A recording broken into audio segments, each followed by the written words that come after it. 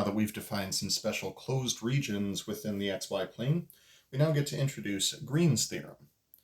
Green's theorem is the link between closed line integrals and the regions that are bounded by them.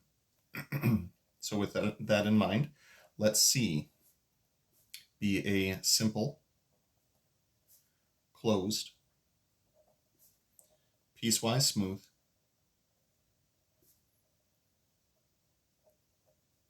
positively oriented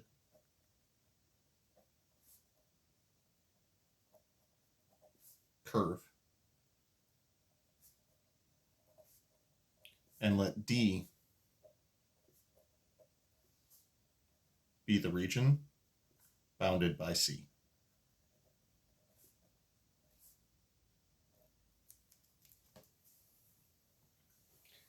Now, if this is the case,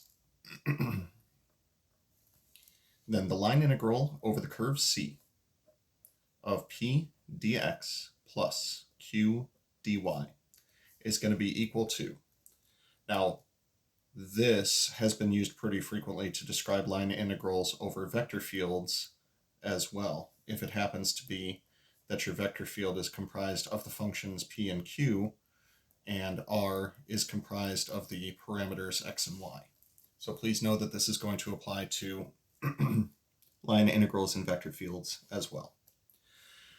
This is equivalent to the double integral over the region D of the partial derivative of Q with respect to X minus the partial derivative of P with respect to Y dA.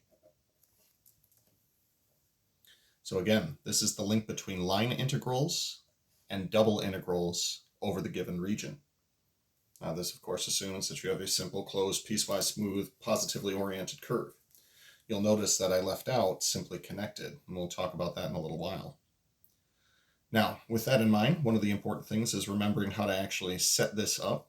And one of the ways that I recommend for how to set this up is by using a determinant, where across the first row of this 2x2 determinant, you're going to put partial derivatives with respect to x and then with respect to y. And in the second row, you're going to put the pieces of your vector field. So P here, Q here. Then, going to give you a little slashy. Anything that comes out the bottom here, which winds up being partial of Q with respect to x, we account for with a positive sign. Anything going in the upward direction, just like for a cross product, we account for with a negative sign.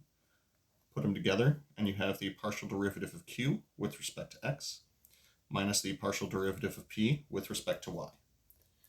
Now, this also goes on to show that if F is a conservative vector field,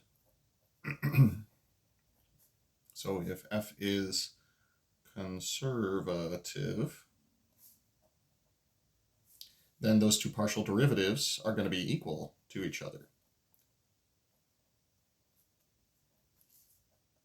which means that the line integral over your closed curve is going to wind up being equal to the double integral over the region D of 0 dA, which is going to wind up being 0, which is one of the things that we talked about when it came to path independence with the fundamental theorem of line integrals.